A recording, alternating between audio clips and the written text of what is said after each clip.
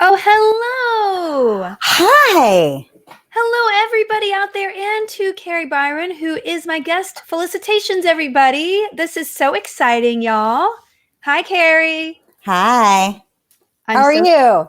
I feel like we're Twitter friends, and this is our first coffee date after meeting online. And I'm kind of nervous because I'm like, I want you to like me.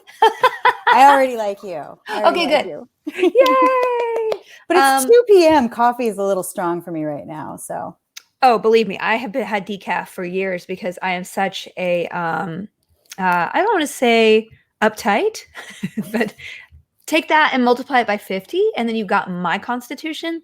So even a mild green tea in the morning tends Mhm. to get me it's like a big old upper. I don't know. I'm a huge insomniac Really? and I am a crazy sleeper. I'm also a sleep talker and a sleepwalker, like a little bit scary. Ooh, I So want I want details. This is interesting, and I want to hear everything you've done to deal with your insomnia because I had it for 2 years and it blew my mind. Like I'm not as smart as I used to be. Oh, definitely not. And once you have a kid, it's almost like you're just listening for them to breathe for the rest of their life. So Nope. there's that. There's that. But I could do caffeine. You got to lay it down. You got to exercise. I Mm. leave paper and pencil next to my bed so I can write down the things that are stressing me out that I know I have to remember tomorrow. And I mean, it's a constant struggle. It's And usually it's illegible and something that's not a priority. Or it's something that you've done in the past that you're obsessed that the person is going to hate you because of it. And then you get up at 3 a.m. and email them. I'm sorry, I accidentally insulted people from Silmar. I know that you dated someone from there one time. And then they're like, what? I don't remember you saying that. I'm like, just kidding. it's very specific. That actually happened. Clearly. Oh my God. I'm so thrilled for you to be here. Now, Felicitations is an unformed, still in beta podcast after almost 3 years. So basically, we're just going to chat. And I want to hear, okay, so I want to hear, first of all, I want to go back to this insomnia thing because is this something you had all your whole life or was it after you had a baby that you had this problem? Because that's what happened with me. But I want tips and recommendations other than just getting rid of caffeine completely, which did you do that? No, I love coffee. I don't have a lot of vices, so that one I'm going to hold on to. Mm-hmm. Um, I've been a sleepwalker my whole life. When I was a little kid, my parents would find me all over the place. My daughter has taken up the mantle, so every now and then she'll just. She used to walk downstairs, and sometimes it would be it sounded like tongues almost. She'd be like, blah, blah, blah, blah, blah. And it's so scary because little kids are horrifying. I mean, it's Halloween time. We know that children are so scary, Mm-hmm. especially when they're out of their mind with their eyes open. She's come right next to my face before and just went, "Mommy, mommy, What? With mommy." that demon voice? Yeah. Well, Asleep? yep. Asleep. But I have Mm. done these same things, which we're just going to dive straight into crazy. I know this is a new Let's do no, relationship, listen, but this is my area. This is my area. You got okay. crazy all over the place right now. I always wanted to go to a sleep center because, I know there's one in San Francisco. At some point, I'm going to go look them up because they say that it's like light sleep, like you don't fully go into it. So, Hmm. there's two. It's either your brain's awake and your body's asleep, or your body's asleep and your brain's awake, and then you. Uh, okay, so for me, Yes, what do you do? I will open my eyes. I have fallen asleep on a train before with my eyes open, and my sister's talking to me and realizes that I'm asleep and just starts giving me a Charlie horse. She's like, "You're so crazy. It's creepy that you do that." I have uh, walked out the door in a party dress and walked into a flood in knee socks. I have climbed through a window and ended up a mile from my house. During Mythbusters, when we were in Alaska, it's something about being in unfamiliar places.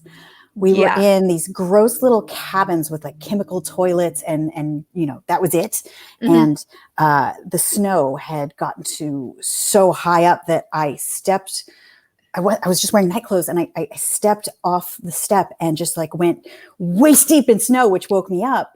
So I started setting traps for myself, like cans and stuff, instead of in front of doors. And then finally, I found a magnetic alarm that I put on my hotel room door, just in case stuff Wow. No, okay. So that is crazy. There's a guy named Mike Birbiglia. I don't know if you've ever heard of him. He's a comedic.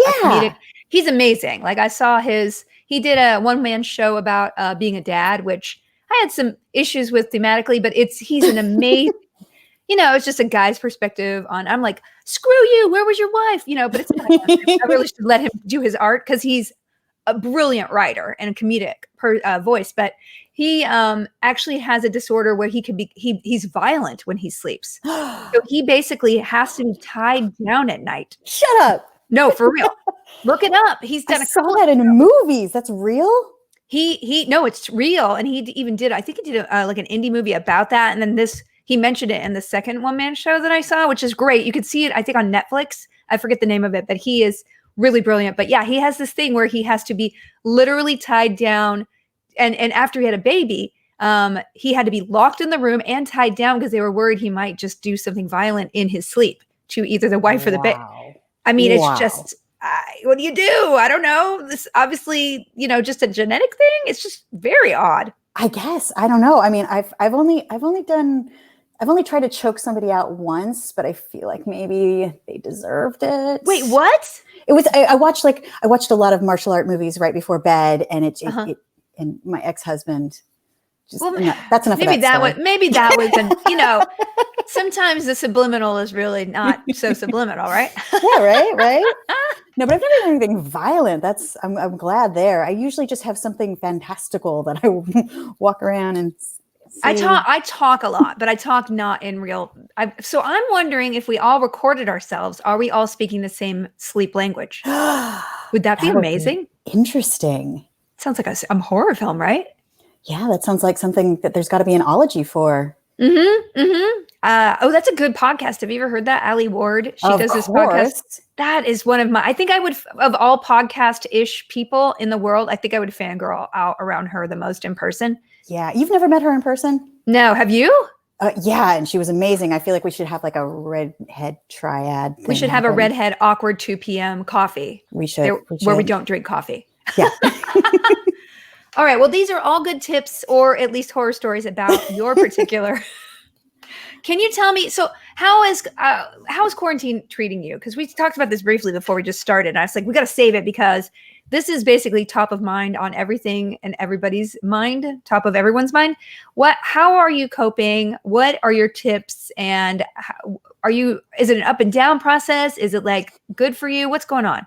I mean, I think we've all been on the same roller coaster where at first it was scary, but almost exciting. And we were having like champagne Zoom calls with our friends. And I was connecting with people that I don't usually connect with. And like having long conversations with somebody that I met on Twitter. That's like, I just need to talk to somebody. Can we talk? Yeah. And then it kind of slowed down and I got more and more hermit-like. But there was a period of time where I am renovating everything in my house. I am doing crazy things like taking all of my Amazon boxes and putting them together and turning them into a knife throwing target so that I can just go into my garage and practice knife throwing because I'm losing my mind. My kid's going to school. I'm trying to figure out how to be teacher and not crazy and not leave the house. And we're wiping down groceries. And I sort of settled into it a bit. I feel like we're all realizing this is how it's going to be. So yeah, you have to find your rhythm. Now, can we talk about what kind of knife you use? Because you're the kind of person I want to know the particulars of your hardware. Okay. Not in a weird way, but like just what kind of knife would you prefer to use when you throw it at like box people? Are they people that you're, building a box person or what's going on? Just a target, nothing too crazy. It was, it was, I thought I'd be better at it because I did it as a kid when my dad took me to buy throwing knives when I was like 11 or 12. What? Well, during the summer we would stay on a farm in Oregon and there was just nothing to do. And there's no TV, there's no video games, nothing. So we get some hay bales and we throw knives at it, or I'd hula hoop, or I'd look for shamrocks for hours at a time. It was just very... That's kind of great though, adorable. Because like that, what I've done with my child is just increase screen time, which doesn't feel responsible, but I just don't know what else to do. Like I allow her an hour of TV and a half hour of Mario, which sometimes becomes an hour just because I can't beat a boss, I mean, wait, so that's like not even that much. Oh, my lighting just went out. I feel good. You have a great setup too. Was this pre-quarantine or is this something that you designed for quarantine Zooms? Because we're literally living on Zoom right now. No, this is actually, I couldn't find my long cord, to plug in. So I'm really close to my fireplace. So this There's is, a fireplace under you. Okay, gotcha. yeah. And all And my who, lighting's falling apart. So and who's the skeleton by you? Is that a friend? What's going on? There's a skeleton literally looming over your shoulder right now. it's not a Halloween decoration. This is George. Just lives in my living room. I always Hi, wanted a George. skeleton. Always did. My kindergarten teacher had one in her closet, and I thought it was so cool. And I'm like, when I grow up, I want a skeleton. And when did you get Mhm. it? Was that when you realized I'm Kari Byron and I'm famous now? No, this is one of the early things I bought when I started. Yeah, It's kind of like a guy in their Lamborghini or whatever. This is carrying her skeleton. plastic. It's not real. Oh, it's not real. No, no, Oh, no. okay. It's Can just you like, even, is it legal to buy a real skeleton, like a person's skeleton? Is that even yeah, legal? yeah. Okay. No, I meant like not My a plastic skulls one. all the time. They're just really expensive. Okay. For experiments we did, we buy human skulls. You They're guys did about a lot of experiments on human skulls too, right? Like it wasn't just, you had an order, like probably a regular order on Mythbusters. nah, too big. That would be too big for the budget because it was like $300 to get a human skull. Oh, okay, so that was too much because you guys always the production value on that show. I don't mean to segue into work stuff, but it was always so impressive. It looked so grandiose, and yet I guess it was you're the way you describe it. You're like behind the scenes. You have a chemical toilet. You can't afford a skull. Like what was going on there? I mean, we had like no budget. Seriously, we Wow. all of our explosives were part of a training exercise for the bomb squad. Wow. We got so much free stuff just for asking for it, and a lot of begging and pleading. And once Mythbusters became big enough, people would volunteer, they'd show up. Like we didn't spend much money, and it's in San Francisco instead of LA, so we didn't pay for pyrotechnics. Yeah. We paid for the tequila to buy the bomb squad after we wrapped the show. That's so DIY. I had no idea it was that low budget. That's like the guild, like we couldn't have done anything without people just helping us out to make something. That's so interesting. Absolutely. We have same Wow. roots. Same roots. I had It's no like that. idea. Ah. How did you guys keep going for 10 years? Because I was so exhausted just from favors. Like, I'm still paying back favors. People will be Me like, hey, too. remember that suit I lent you in season 5? Well, can you come and do a Zoom for my kids' preschool? And I'm like, sure. Yeah, a lot of classroom work, and I'm starting a new adventure where I'm asking a lot of favors. So I have a feeling I will be tied up in Zoom classroom meetings for the next decade. So what are you doing now? You have a Discovery Channel show, or is that over? And do you have something new? I want to hear all about that. So I'm doing a show called Crash Test World. Yes, that's the one I knew you were doing. Yes, and it's it's kind of, for me, Mythbusters felt like cutting edge, wild west of cable, when cable went from animal documentaries and a couple channels to a million channels. But they started off with a couple reality shows, so Mythbusters was new, and we found our interest in our voice because we kind of developed in this new world. I feel like this is the same thing. So we're in pandemic, and everything's streaming now, and Crash Test World you can see both on Discovery Channel soon, as well as projectexplore.org, which right now it's free.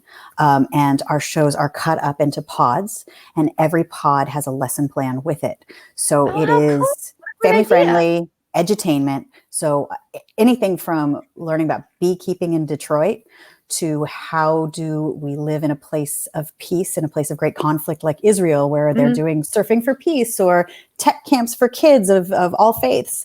That's amazing. I want to show this to my baby. Do you think I could show it to her? She's 3.5, but she loves nature stuff. She loves documentaries and stuff. Or is it a little too young? What would you say the age range would be?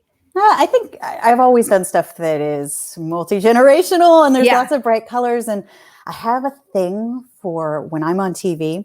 I like to wear bright colors. My regular life, it's blacks and band shirts, but on TV, I like bright colors. So kids kind of, I don't know, gravitate to that. And whose idea was it to do like the lesson plan stuff? Is that a post-pandemic kind of adjustment because of sort of wanting to help, kids at home learn a little bit more? Or is that always part of the plan of the show?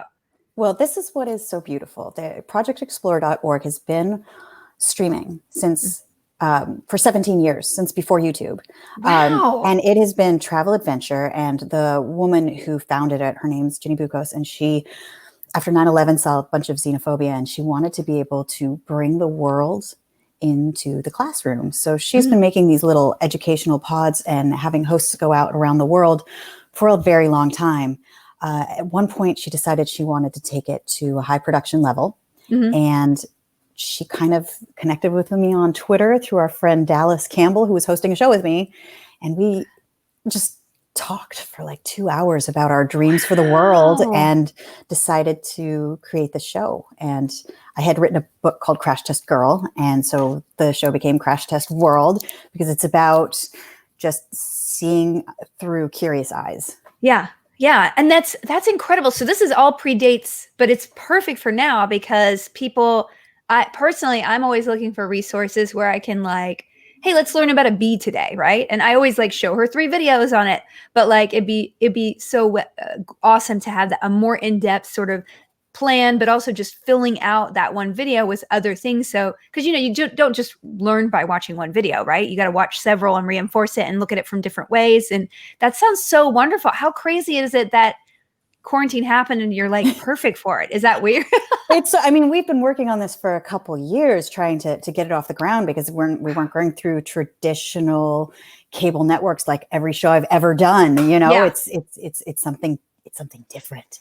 And so, though you will be able to see it regular cable, Yeah. you also are going to be able to stream it. And I love this show so much. All the cameramen, all the people that work on it, we all walk away with this moment of hope and empathy and this feeling of connection.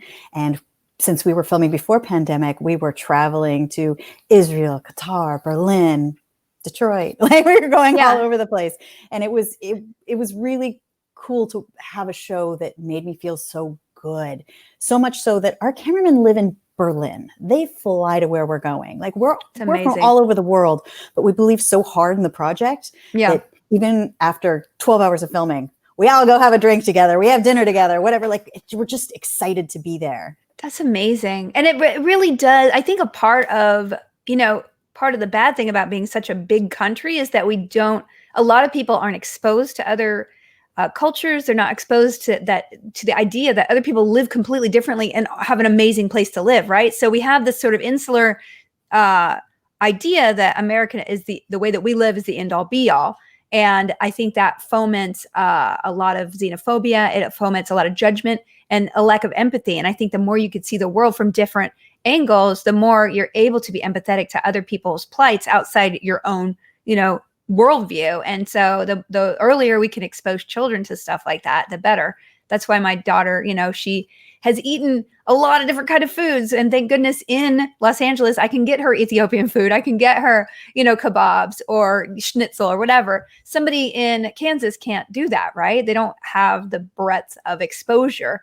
And even though it's at their fingertips, like having that entry point is so important. So I think it's just so important because really, we're in a world where people need to change their minds a little bit.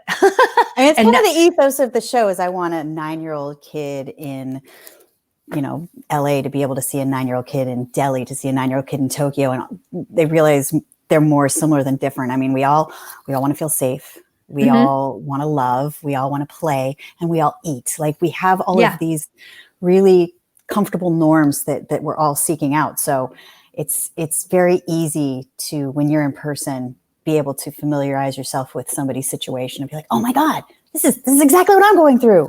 Yeah, absolutely. There's the universals, but there's also those differences. Like I think I got my baby a book the other day, and I can't remember what it's called. How We Are All Different. It might have just been that, like, it's a kid's book. And it was all about just a day in the life of a kid from all different places in the world. And I learned something just thinking about like when they wake up, and kids in Spain might eat at 9 p.m., and they don't go to sleep until like midnight or whatever. They take a nap. They have just different ways of living that are not necessary, that could have some better things than the way we live. But I think, again, as Americans, we're kind of indoctrinated to think that our standard of living is the best, and it should be imposed on other people, right? And I think that's where we fall short in expanding our own worldviews and adjusting and also being empathetic. So that's wonderful. Everyone needs to check out projectexplore.org. And so your show is on the channel. Do you have like any creative involvement in the website in a bigger way? I am currently creatively consulting for future programming, but Ooh. there's a lot of things I can't talk about just yet. No, but I will it. tell you that Crash Test World is going to be the beginning of the revolution. I love it. Like I was homeschooled, and I see, a lot of parents struggling right now because they're kind of, they're trying to, the traditional schooling in this distance kind of learning world doesn't really work, right? I don't know how you have an 11-year-old, so you can even speak better to this. So I was raised kind of like a wolf. I didn't really have any, I mean, I'm not even kidding. Like you would just the idea that I sometimes I forget that people just can't understand how I was raised. Like I never had to wake up at some time. I never took a test. I never took a test until like when I was 12, like I'm not kidding. And so just, no structure whatsoever. I had a weekly hour English teacher who'd give me some homework and I just do it when I wanted to do it. And I go to lessons a lot. Right. So I had no consistency, but also no mandate to like, you have to learn this. So there were certain things that I'm really blind to, like, I'm sorry, physics is probably a little bit of a blind spot if it's not theoretical. Anything practical, like your skill set impresses me so much because having to figure out how far something's going to go when a catapult throws it is like beyond me, but I could sit here and talk about topology eight hours a day. You know what I'm saying? So like those are just, but I was able to gravitate to the things that I gravitated to and learn really a lot about them. In this day and age, I can't imagine what I would be able to, the resources that are at the people's fingertips, but like finding those resources is really hard and it takes a lot of work, and vetting them is even harder, right?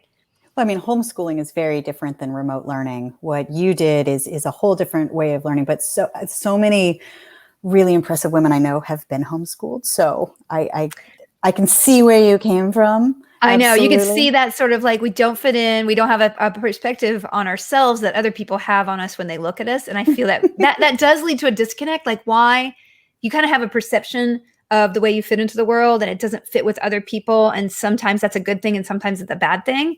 But at the end of the day, like a lot of the things that I don't fall into are things I'm proud of. And I don't want my child to fall in those patterns of thoughts about herself, especially as an identity as a woman. I think it's so hard. I don't know, how conscious are you about that with your daughter, and what do you do to sort of counteract that cultural seismic sort of pushing her in certain directions? I'm still trying to figure it out. I mean, yours is 3 and eats all those different foods. Mine did too. Now she's like, I like things that are yellow, white, or orange. Like, oh no, she won't eat anything but a bean and a protein noodle anymore. Oh, so believe me, but like, oof, it's so difficult. And I'm just like, every time I tell her something, she's like, great, I'll do the opposite of that. Oh, we'll get used to that. Yeah, they don't get any better. Mine's 11 and is experimenting with all of the things the internet has to offer, which I feel like I get overwhelmed constantly trying to monitor because, I mean, I've had a lot of experience with the internet and the trappings and the addictions and the trolls. And of course, I came up with message boards and the beginnings of Instagram and Twitter. So, I've learned how to have a thick skin. I've learned what to do. Whereas when she's so young and impressionable, and I'm just like, let's go outside and throw a ball. I don't want to. No, I think when we had the advantage of being old enough to not be so squishy. But this is, I mean, I know you're probably having interacted with people in Hollywood a little bit, child actors, children who have been actors. Mm-hmm. They are not allowed to develop a sense of self early when you need to be doing that constantly to really solidify who you are. And then when they grow up, because A, they're asked to be different people all the time, and B, they're asked to be almost an adult because they're in a professional working situation. And then also they're treated conditionally in a way, like their self-worth is based on what other people need from them, right? So they'll just mold themselves to what anybody else wants. And then inside they're kind of like a little hollow bunny, right? I mean, I feel like we all kind of do that as we're learning who we're going to be. And that age of just 11 to 13 is it's a really hard time, and you're trying to figure it out. I was very depressed at age 12. I remember just trying to figure it out. I felt awkward and felt strange in my skin. And I remember looking at the magazines, but I'll never look like this. Oh I my don't, God, yes. I don't even think it's a product of now. I think it's just a product of that time in your life. And it's as much as I want to help my kid through it, she's on her own journey. So all I can do is offer up my experiences and hope that she can learn from those. But I know I'm going to have to watch her trip and fall in a lot of stuff. And just, I'm constantly explaining how permanent the internet is and Yeah. to not take it too personally, because I was very squishy when Mythbusters started and people were mean on message boards. I took it Well, how very did you deal with that? personally. That was in 2004 or something you started, and that was the beginning of, the internet could be a very kind place, but it could also be, it was a small place, but still the people who loved you or hated you were still very vocal and could get at you, right? I mean, my first experiment we filmed in 2002, and the show started premiering in 2003. But we got deep into the message boards probably around 2004. And I remember the tiniest. They could say all sorts of things that were worse, but for some reason, I had just we were forced to read the message boards looking for interaction with the fans. So we'd read through Mm. every message that we were sent. Oh God! Somebody said the most innocuous insult. It was that I was only on the show because I was a girl, because I'm a total bubblehead. And for some reason, bubblehead it was like the straw. And I just started crying and I had to go film. They're like, what? Why did that break you? I'm just like, I don't know. It's just so mean. No. There was one person on Reddit who said I was a camel face. And every time I see a camel, I'm like, well, the proportions are the same. I don't I mean, listen, it's not true. Okay. I do have a long mid face. Just if you were a plastic surgeon, you'd say, yes, you have a long mid face. Cause, my dad's a plastic surgeon. He's like, okay, yeah, there's just the symmetry of the face. You kind of look at it and I have, whatever, it doesn't matter, but that's not a camel. But those little things stick in you. Things. 1,000 people could love you, and that one thing is dangerous to you, right? So your brain focuses on those things that are dangerous to you, either through your reputation, to your career, or just to you and your feelings. And so they are magnified so much bigger. I'm so sorry that happened to you. And what do we do? You know what? I'm glad it did, because I've grown through all of that, and I don't take any of that to heart anymore. I'm just putting stuff out that I'm proud of and that I love, and not everybody's going to love me, and that's fine. I'm okay with that. I've grown a lot. I mean, I think that, I was 27 at that point. I was, still trying to figure out the world. I'm still trying to figure out the world, but it's a lot easier at 45. No, I know. I have to tell you, after I turned 40, I was just like, oh, I don't care anymore. Yeah. I don't care. And like, I'm so like, vocal about the things I believe in now. Like before, I had a company on my shoulders. And so I was like, oh, I can't tweet too much politics because that'll reflect badly on, the company. Or like, oh, I'm not going to get a sponsor because I'm being too controversial, or I'm being too confrontational with fans. And I'm just like, I don't care anymore. All right. I'll find another way to make money, but I don't want to always be self-censoring myself. So to the point where I can't develop as a person, because I'm like, if I'm not in the shell, then I won't be liked and I won't be successful. I maybe on one path, but I don't know what other paths that I might go on when I break out of that and risk losing that to get something new, I mean, I feel like I'm sort of reinventing now, and it's been scary not to be doing just the traditional TV that I had been doing, but I have so much faith in the fact that it's going to pay off. That even if it fails miserably, it's been an incredible adventure. And you'll learn so much more about yourself, and you'll be so, just like the journeys we take in life are. How interesting do you want to get before you're dead, right? Do you want to be, I mean, that's it. I want to be the most interesting dead brain ever, okay?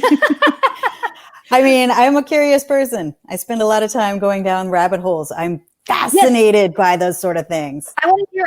Okay, so we're going to do some questions from the audience. And if you guys want to leave Felicitations questions, please go to my Discord, discord.gg/Felicia Day, and leave them with @Felicitations in one of the channels. Sean Sandaluki, look, my mod will pick them up. Or you can just go to Twitter and use #Felicitations and post the question. We had a couple here for you, Kari. So, but before we get into that, I usually do a lot of consumptive areas. So like books, TV shows. And also I just want to hear, as a fascinating person, that you are, as the fascinating person you are. What kind of hobbies have you picked up? What weird things have interested you during this quarantine that you had not been into before? Well, I've done a lot of cooking. I'm of course one of those crazy bread people that names their sourdough starter. What's the name? Well, after many fails and comebacks, the grandson of Clint Yeastwood that then became Bread Sheeran, which was too. It wasn't funky enough. So now I have Evil Bread 2, which is way sour and real good. Oh, wow. Do you get rid of the other ones, or you just like cultivate them all in a jar on the So they'll fail. Sometimes they'll just like I've broken a jar because my hands were greasy from trying to make homemade mayonnaise. Did you do a burial? Did you do a burial? No, I did a mop. You did a mop. Okay. Yeah. And you made like a pet. What about this homemade mayonnaise situation? How do you do that? Fail. It was disgusting. It was a fail. My sister seems to be able to do it really easily, but she's much better at life. That was my failure with ricotta. I tried to make homemade ricotta. Have you ever done that? No. Oh, it's described as very simple online. Yeah. I went through 2 gallons of milk and it still did not curdle. And I'm like, how can I not curdle some cheese? Like, this should be super easy. So it made me very angry. So yet I even brought raw milk, which I've never bought before, because I'm like, that's going to give me some kind of disease. But anyway, I tried everything I could. Okay, so you've been baking a lot. You've been knife throwing. What else have you been adding to your hobby? Or like me, I always get a hobby and then I just go all in on it and it becomes like a career thing for me. I mean, I've always done little sculptures. I've always done tons of art, and I've just had more time to do it. And I used to do black powder paintings, but since the fires, I've decided not to make any explosions in my backyard because a big puff of smoke tends to freak people out right now, and the air is bad enough. So I'm taking a little break. Yeah. A couple people actually asked about that, and I was like, "What?" And I had to Google it to be like, "What are they talking about?" This sounds kind of like a fire hazard. Absolutely. So I am perfectly safe, and I've been under the tutelage of many, many pyromaniacs. Pyro experts. Technomaniacs. I've learned a lot from a lot of people who do it lawfully. So yeah, but right now is probably not the time. So you do sculpture, and you studied sculpture in college, right? I did. But the stuff I did in college was insane and not anything close to what I do now. What do you mean? Like just welding and stuff, or like? Just big, because I had space to do it in studios. Like I made this big king chair that had these wings that folded around so you could be in a cocoon. It was just very college art, you know. Oh, nice. I mean, come on. I've always admired anybody who could do visual art, because I am the one thing I cannot do is see something and draw it at all. So that's kind of magic. That's a kind of magic that I really admire. Are there any TV shows or books that you've read that you would recommend to everybody? I have gotten on a little bit of a Bitcoin thing. I'm reading the little book of Bitcoin right now, which is a great simple explanation, and I'm fascinated by crypto. Little book of Bitcoin. Okay, I want to look that up because I don't understand it. And every time I've tried to read about it, I just go, I don't. But you know, when I do my taxes, I glaze over too. Like I said, I got my degree in math. I did not deal with numbers 3 out of 4 of those years, right? So I did only the theoretical stuff because that's what's interesting to me. And so when I have to like balance a checkbook, it is bad news bears. Okay, so little book of Bitcoin. That's the book I'm reading that, and a good friend has sent me I'm kind of halfway through a million books, but a friend of mine sent a signed copy of The Outsiders, which just is really nostalgic. So I'm reading that as my brain candy. That is a good one. I've gotten into Greek and Roman literature. So for the last week, I've just been reading the footnotes on Metamorphosis by Ovid. And I don't know why it sounds fancier than it is. I just really love Greek and Roman history, like mythology. And I just, I guess when you get something hooked in your brain, I just can't stop, right? I just want to read literally everything. Also, it ties back into the insomnia.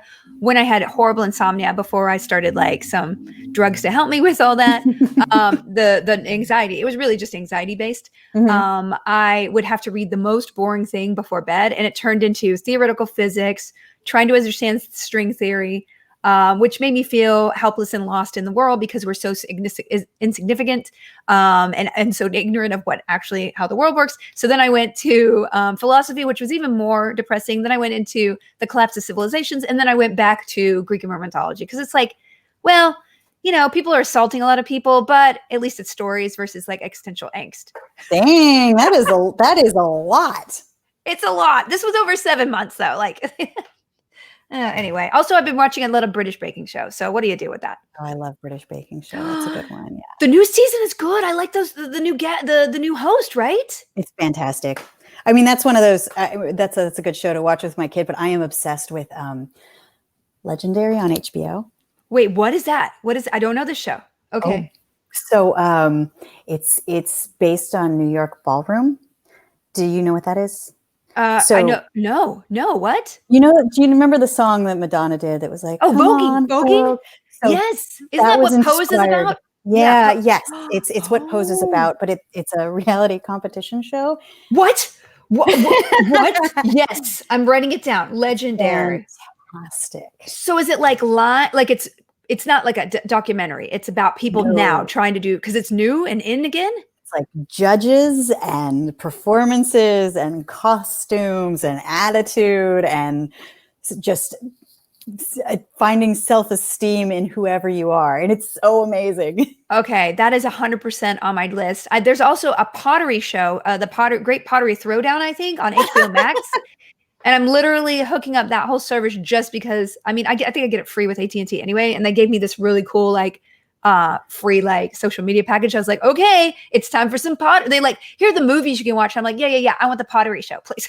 I haven't even heard of that. That sounds, I know that like Seth Rogen's super into pottery. I think a lot of people have gotten some pandemic pottery on. That sounds great. Well, you know how the wheel is very like, you want to strangle somebody when I read any politics. So I'm just like, oh, this would be great to have a pottery wheel. Just like, it wouldn't make a good vase, but it certainly would feel satisfying. I'm waiting for Patrick Swayze to show up. Oh yeah. That movie awesome. That movie was very iffy. If you rewatch it, it's doesn't stand up. I don't remember. It either super stands up or it just needs to be on MST3K. Yeah, I actually haven't seen it since it was out. So yeah, I've seen sections. It doesn't. A lot of things don't hold up. You know what does hold up? What? Big Trouble Little China. Really? Not really. I mean, there's some problematic stuff in there with the yeah, but whatever. Okay. I mean, if you think about it, it's really all about appropriation, but let's play. Blade Runner stands up for me. And I know that people find it very slow of this generation. But the original Blade Runner was one of my favorite movies always. And I've seen it thousands of times. It's so good. Have you seen all the different cuts? Because that's one of those movies you could see in 17 different ways. What is your favorite cut?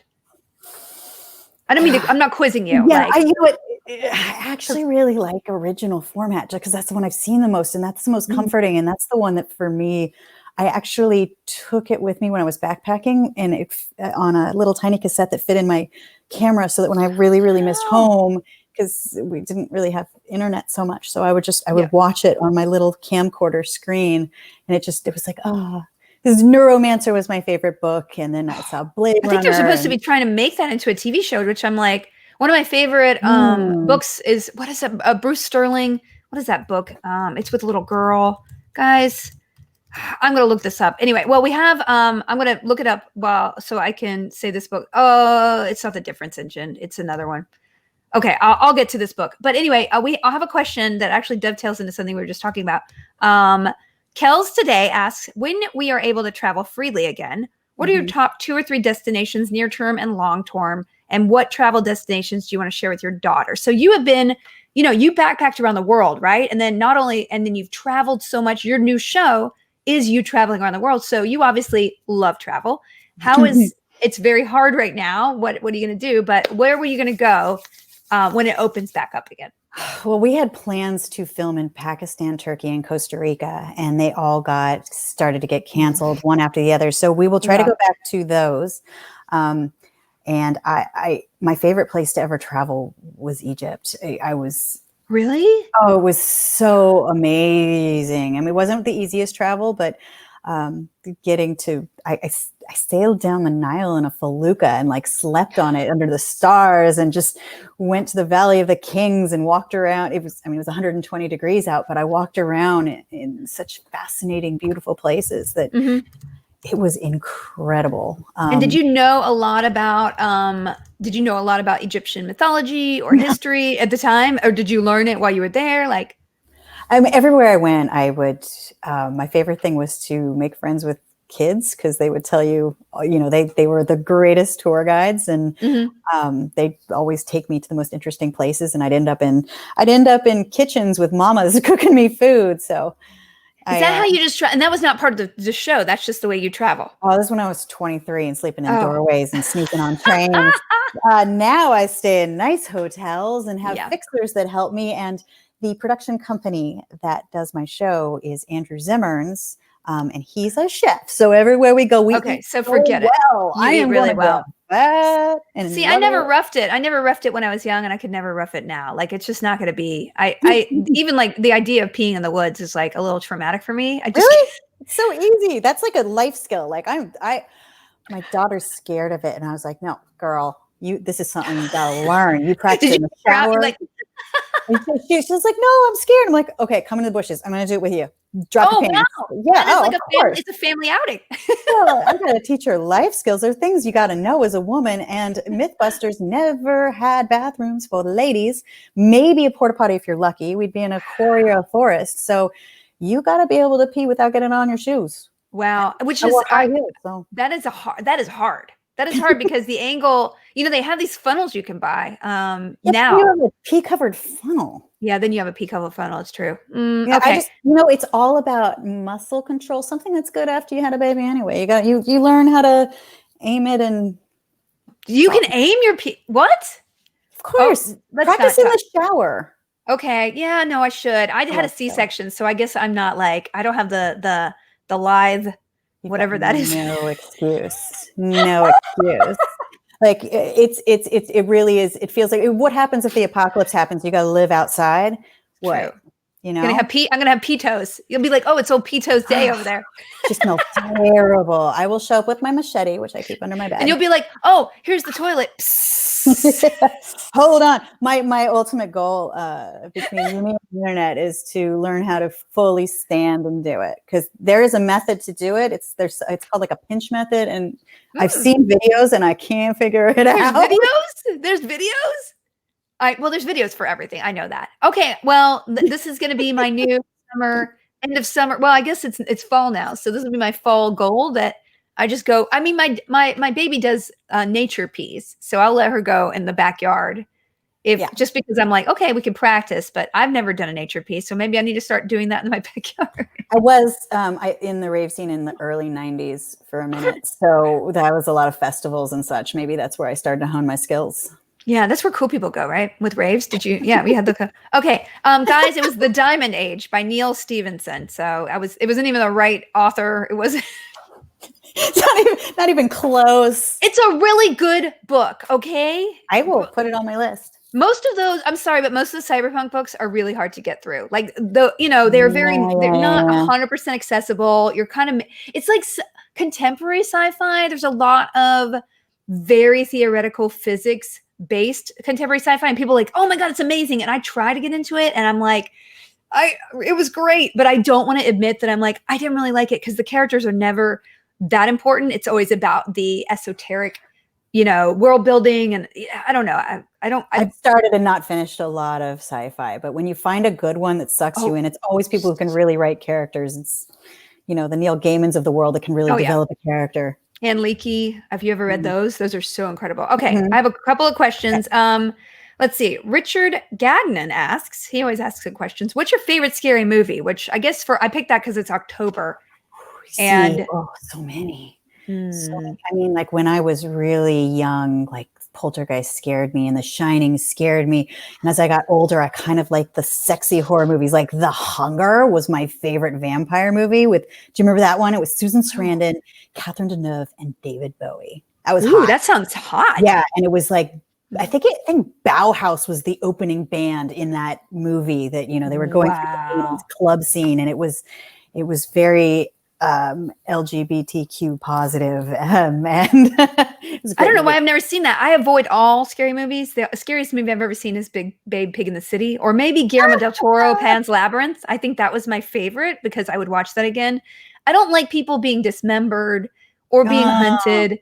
It see, bothers I, me. I really like special effects, and I always wanted to do that. And I wanted to make monsters, and I wanted to make exploding faces. So, like Evil Dead 2, Oh yeah. amazing. Well, that's a different category. I'm talking like Saw. Like I don't Like, want oh no, people. I don't feel like that's like a different. There's so many different genres. There's like thriller, like Seven is the most, Yes, or amazing, amazing. amazing. Yes. But then you get like Saw horror. It's not necessarily my favorite. I get more into like cheesy, like Hellraiser or Oh yeah. Friday the 13th. Or there was a movie called Trick or Treat that was hair metal bands What meets about horror. wasn't there like Leprechaun movies? I've seen a couple of those. Okay, you guys. I've seen Cat's like Eye.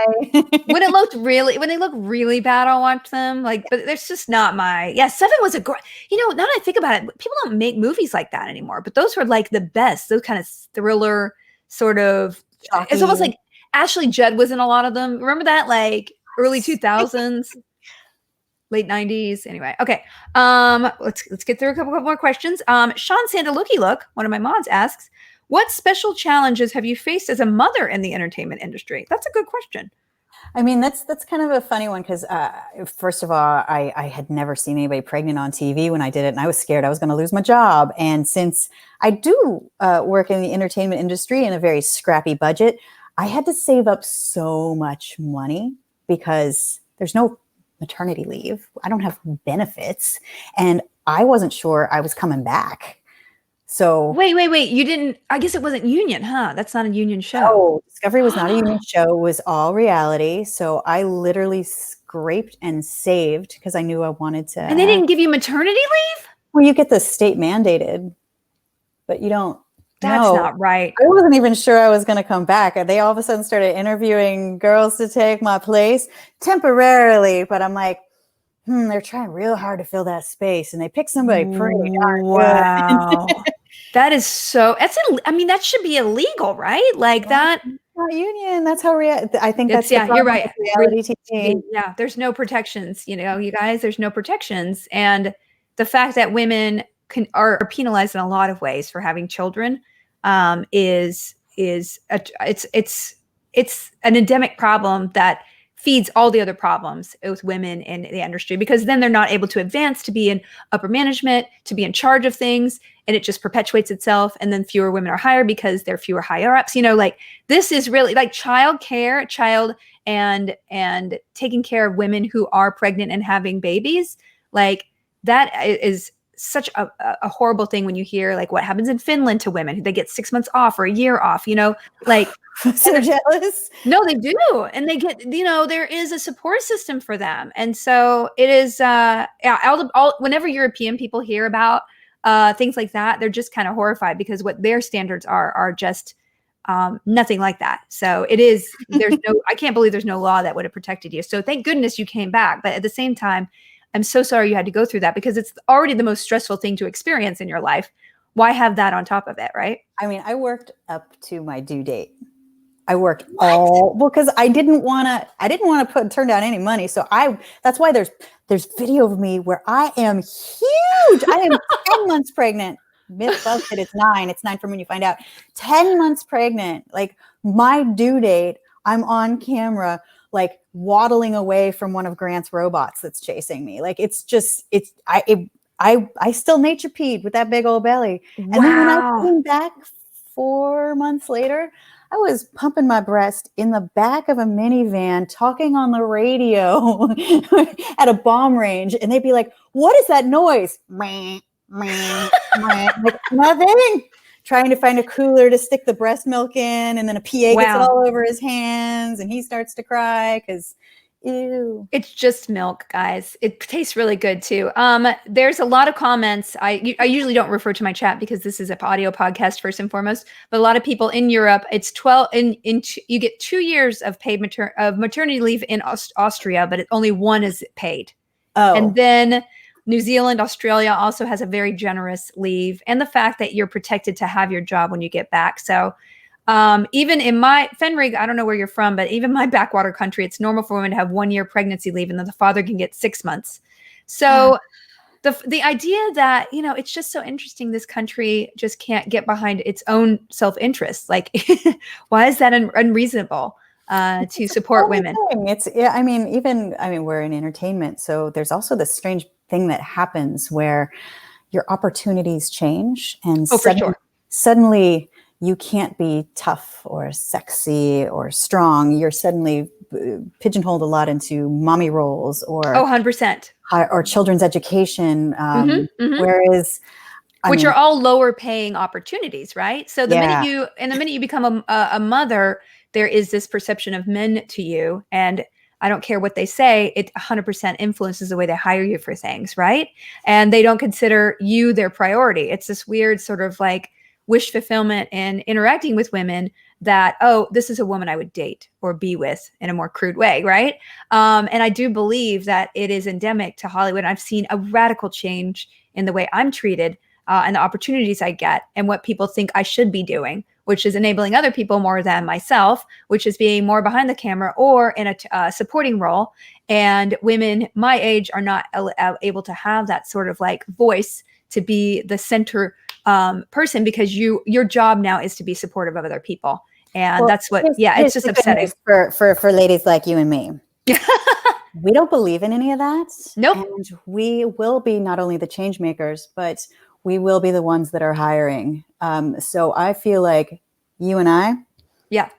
No, we are women who do not take no for an answer, and we'll just make our own opportunities. And people act like, oh, if you're not here, you're nothing. That's not true, because wherever we are something. All right. I love it. Thank you for that question. Let's see. Gayaka, just 2 more questions. Gayaka asks, what is it like being a woman working in the traditional male spaces? Do you have advice for young women going into similar careers? So I don't know what you could say our careers are. We made our careers based on our passions, but I certainly would never have planned being here. Would you have? No. And I actually never stop. So my dog is blind and mostly deaf. So if she farts, she thinks it's the door because nothing's happening. And literally that was gas. That was amazing. She's 14 and a half. What are you going to do? You can't do anything. Live from the house. The romance of our lives. Yeah, so it's hard for me to have advice for women going into things now, because the world has changed a lot from when I entered into the workforce, and I just followed my heart and followed what I wanted to do and followed my passions. And I never thought of myself as breaking any ground, because I was just doing what I wanted to do, and it started to form around me. Now that I have more awareness, I think I changed the way I do things. I think that we're very lucky now. Women are less apologetic and they are way more badass. And I feel like this generation is killing it. And I'm so excited to see how many people are busting in and changing the way that we entertain. So I am so hopeful when I see like Simone Yurts doing her shitty robots. Or, oh my gosh, she's amazing. She's awesome. And, Diana Corwin doing Physics Gal. Like there's so many SciComm women that are just kicking ass. So but they're going around to they're going around the traditional places to do that still, right? Oh, they're doing it themselves. They're doing it themselves, which is so amazing that we have these outlets to be able to do our own thing outside of the industry, in a sense. I mean, it's harder, but at the same time, a lot of people find success because they are doing things that people can't find other places. Also, I would just add to that, I think there's more of a mentality with women and girls nowadays to be each other's allies, because I think when we were like 25, right, there were maybe one girl in a science class. I was always try to pit us against each other, and it was sad. And then you kind of buy into that, Laura. Well, there's only one space for a girl on the panel, or what? I mean, we still are faced with that sometimes, but it's much less, and people will call people out a lot more on it, and they will ally with other women a little bit more to support each other. Whereas there were so few people, women in positions of being able to offer opportunities, that it felt like you need to protect your ground a little bit more. And I really love the fact that that spirit, because that's what guys did anyway, right? Like they had their area and they'd let a couple people in based on their own needs, right? Now it's like women are like, no, our needs are here, right? And we're going to let people in who we think are cool. So it's not, of course, there, but it is improving. I just feel like the old institutional entertainment outlets, there's a reason they are antiquated and desperately clawing at the new ways, because they stopped taking risks and they started pigeonholing themselves and started just playing to their audience. Mythbusters had an audience that was 8 to 80, men and women.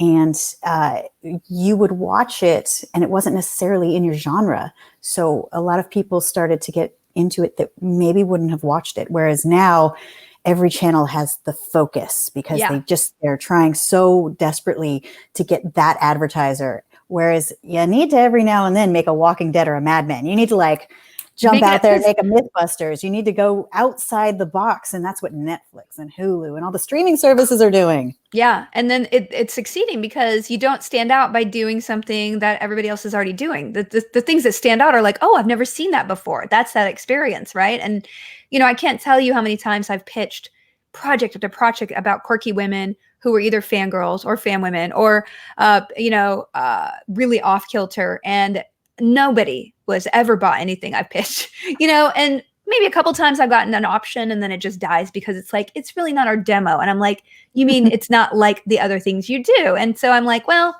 that's okay. You can like be beaten down by the system. You could stop coming up with ideas and only come out with ideas for the system, or you can do your own thing. And that's what I admire about you. Not only did you do it back then, you're doing it now. And I think it's so inspiring. So thank you. You're welcome. Okay, last question. Yeah. We're in good company. We got a lot of us. I know. I would do anything with you any time of the day. Okay, so last question. Rowena's wife, Siago, and I think this is from, this is actually a Supernatural fan who was asking Ruth Connell a question, but I think it was a cool question, so I'm just going to use it now. What was the most magical moment of your life? I mean, if I don't say my kid, like, she'll kill me in my sleep, right? So.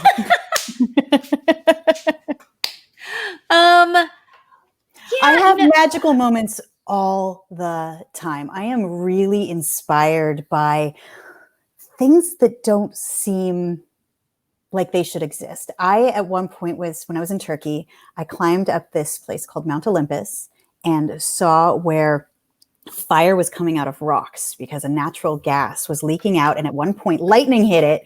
And so there's just fire happening all over these rocks. And they used to light the Olympic torches off of it. And I had this moment of just nature, and it was magical because it's earth science and it's real, but it just seems so fantastic. So I have a lot of those moments. Every time I look at a sunset, I feel like it's magic. I mean, it feels like you have made it your mission in life to find magic in the world and share it and share why it's not so magical. It really is just the world around us. Finding the magic in our world around us. That's what it feels like you've done a lot in your career. That sounds so nice. It is. It's wonderful. I mean, like, I think for me, the magic, I mean, of course, I wouldn't say that like giving birth to my daughter and having a baby, like I did not know what to do with that baby. But recently, especially when she's really come into her own and her personality is really like being able to be like, I really like you as a person. Like I see the person you're going to be. And I not only love you unconditional, I like who you're going to be. And I just want to help you be everything you could be. I think that's a magical moment.